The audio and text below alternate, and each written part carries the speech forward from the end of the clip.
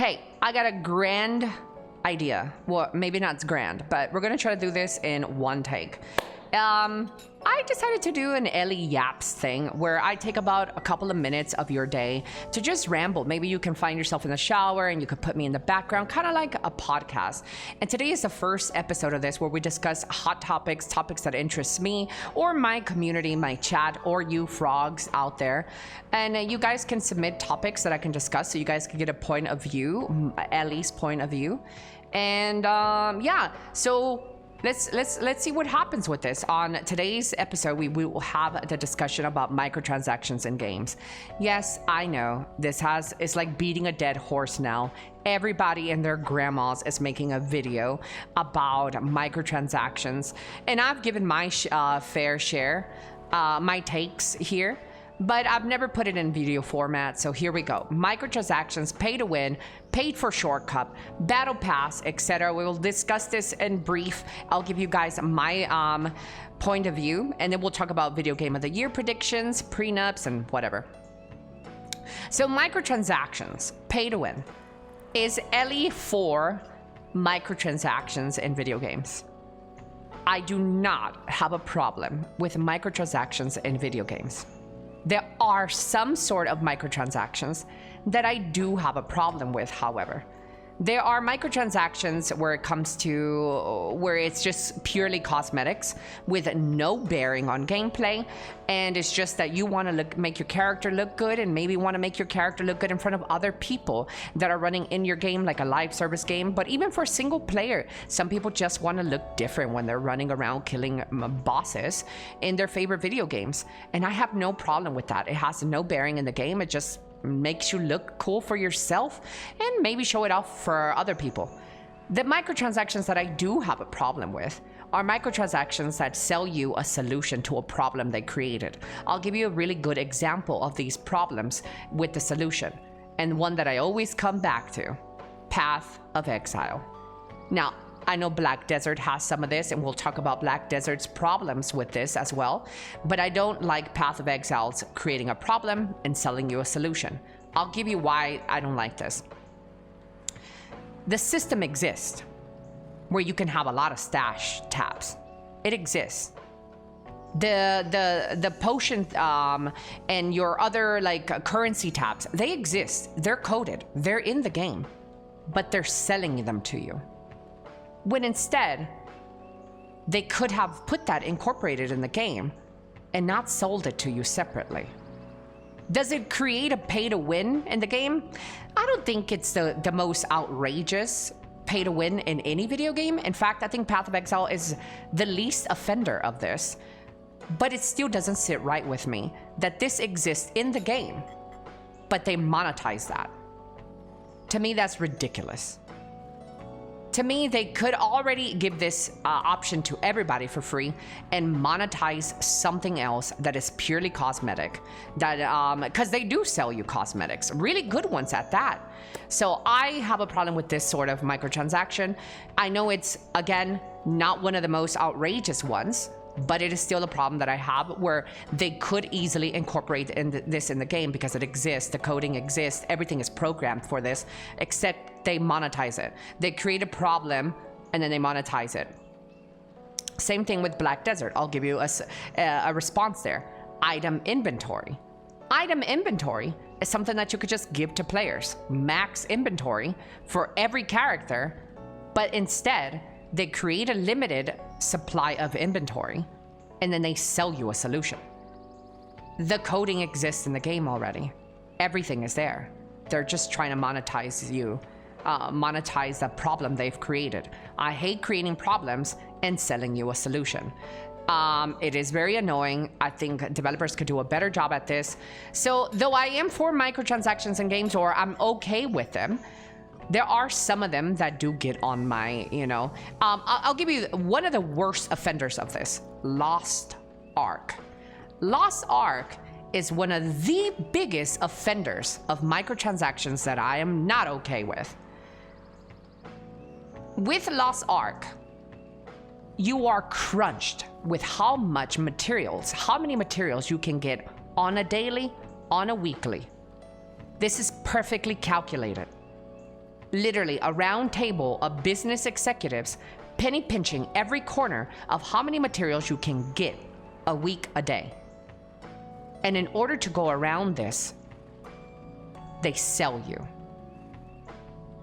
more materials through their cash shop. That to me is the most ridiculous. And when I mean there's like a round table of business executives, they count the hours it takes you to get this many materials, and then they lock you out so you're only able to do a certain amount of raids a week, to earn a certain amount of gold a week, to earn a certain amount of blue crystals and red crystals. It is all super predictable and predicted so they can get you to FOMO, so they can get you to pull with your wallet. And I find that the most disgusting. If the game had unlocked how much you could do a day and week, it would be a whole different topic.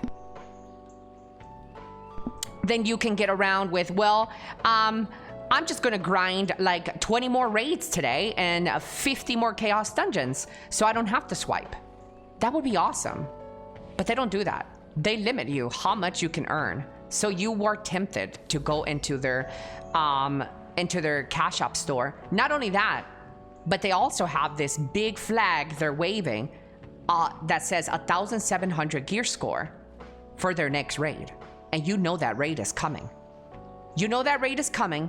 You know you're not going to total the amount of materials needed for that next raid that is coming. So they get you this way. Lost Ark has been one of the worst monetization practices I've ever had in any video game ever. It is just simply bad. And I know that a lot of people say, well, you play BDO, Elly, you play BDO. Yeah, BDO has a lot of outrageous stuff, but they don't limit you how much you can get. You can grind till your fingers are bloody. You can grind till your fingers are bloody. Arguably, some people might think that that's worse, but I don't know. I think that's much better. If I am trying to reach a certain something, I could just grind another extra hour. I'd rather do that than the only other way is to swipe. So there's my takes about microtransactions, what I'm okay with, what's a little bit softer, what is in the medium, and what is the outrageous, like Lost Ark. Lost Ark being the peak of what is bad for microtransactions and monetization. PoE being at the bottom, where it's not too crazy, but still things that I don't like. And then BDO, I would say, is about in the middle. BDO has other problems as well, and it's starting to get a lot worse. They selling you battle passes now, 3 different subscriptions or 4 different subscriptions. They have them. They have this. It's a lot of stuff. The season pass, the battle pass now. Every game seems to have added a battle pass in their games now, and some people are okay with that. I think if it's a free game, and there is barely any other sort of microtransactions, I think battle passes are okay. There's just another option for people to get, you know, like I'll give you an example, Marvel Rivals. Marvel Rivals is a free game that arguably has some of the better PvP scene, and it's all given to you for free. So if you want to support the devs, you can get a battle pass and get a cool skin from the battle pass or another cool skin here and there. I think Marvel Rivals in the battle pass is great. And it works well in that game because there isn't any other sort of outrageous sort of microtransaction. In a game like Marvel Rivals, it works. Maybe a game like League of Legends, it works as well. Maybe Fortnite, it works as well. But games like BDO, Lost Ark, or Throne and Liberty, having to introduce a battle pass on top of their already crazy microtransactions that those games have, I don't know. It doesn't sit that well with me in those games. But again, these are options still, so I'm not too crazy about battle passes. I'm not gonna die on that hill. It is an option. As long as they don't start attaching core mechanics to battle passes, it's an option. Options are always great. And like Lost Ark, the reason I have a problem with Lost Ark is because there's not an option there.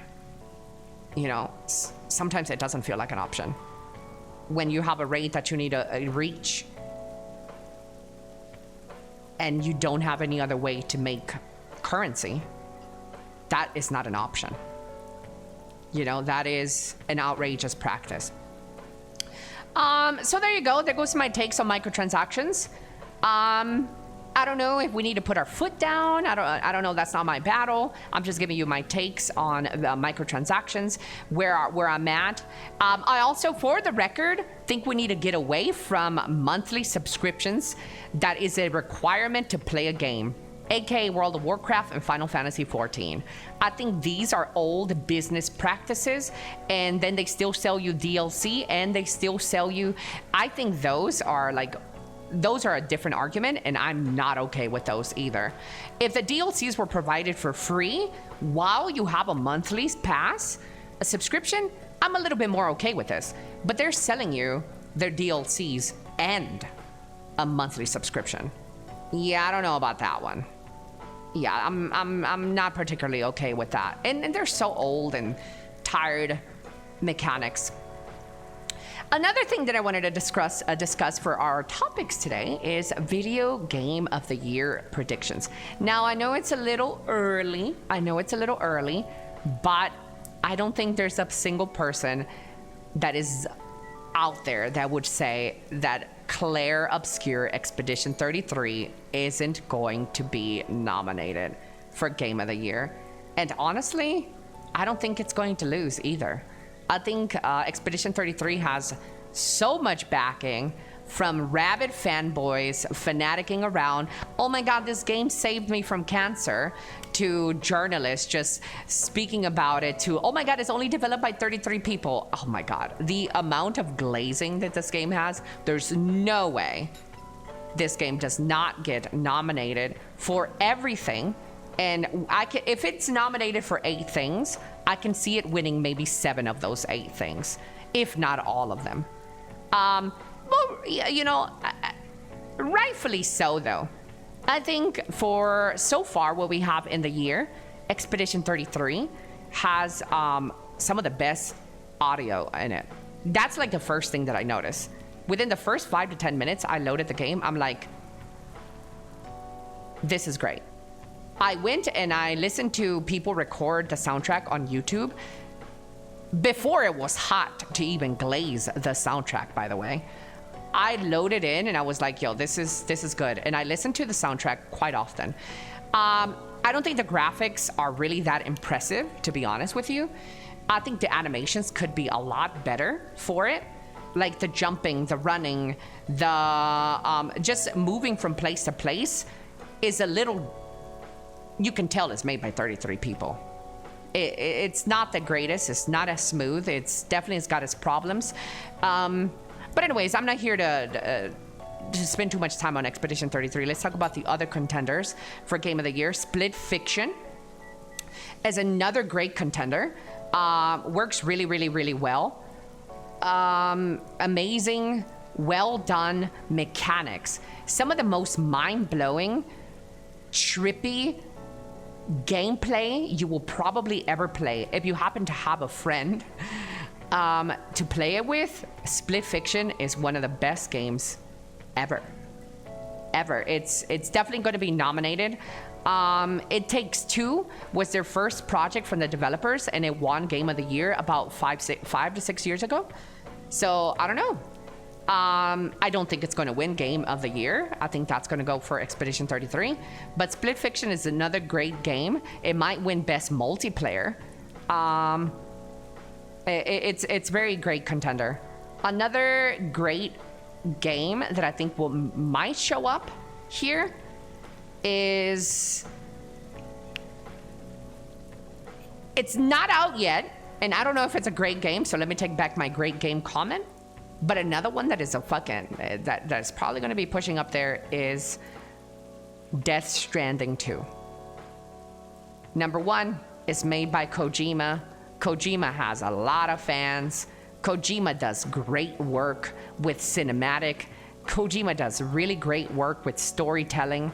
Kojima is the GOAT. Kojima might, with Death Stranding 2, might be a really good contender. Depends on when that releases. Yeah,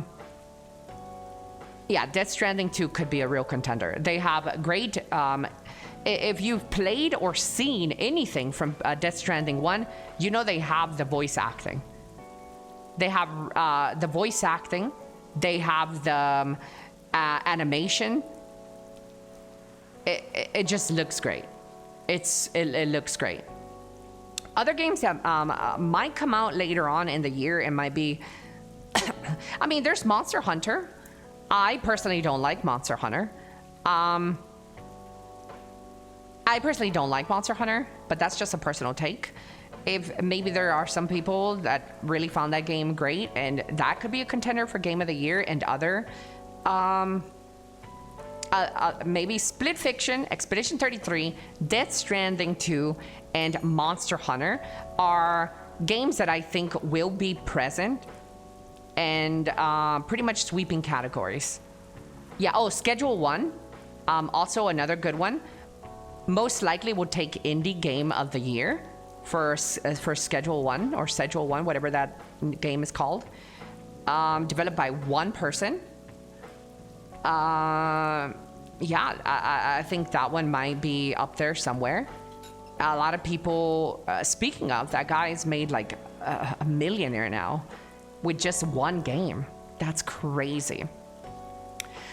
So what do you guys think about your Game of the Year predictions? Well, what do you guys think about video game predictions? I think maybe Schedule 1 would probably be up there for Game of the Year. Yeah. What do you guys think? What would you guys consider a Game of the Year? Leave it down in the comments below. Now, that's just discussing video games. Now let's talk about a little bit about prenups. And so I had this discussion, and it's kind of one of the more talked about discussions in my stream. And maybe we could put this in video format so we can have more people enjoy my take on this. What do I think about prenups? And you guys also sound off in the comments below. Tell me what you guys think about prenups. But I'll give you guys my opinion. I'm not necessarily against prenups. In fact, I would sign a prenup. Let me start off with that. I would sign a prenup. I would get prenup. I don't mind that. However, though, not an entire red flag. It does leave a little bit of I guess it throws a wrench in my system, because a prenup is a backup plan. And going into a relationship with a backup plan doesn't sound really good. Now, I know why prenups exist. I don't need people correcting me. Well, if there weren't cheating women, if there weren't lying women that sleep with your brother and blah, blah, blah, take your money, then prenups wouldn't exist. I know why prenups exist. I don't need you guys lecturing me on that. In fact, if all my homies were getting married, I would tell them, make sure you get a prenup. I would tell them. And quite honestly, it goes... I just don't think they have great sense of judgment of character. I'm gonna keep it $150. I think they're trash at judging who they're marrying. And I think that's the problem with a lot of people that need prenups, is that they're not a very good judge of character. And I know that people change over time and blah, blah, blah, blah. That's why you should get a prenup. But for me, in my life,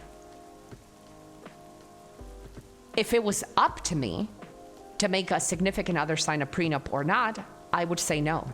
I wouldn't even bring it up. Even if it was to protect my assets, say that I was the millionaire, say that I was the billionaire, I still wouldn't have my significant other sign a prenup. And if he does take half of my stuff, so be it. So be it. This person was with me since the beginning. We made this fortune together.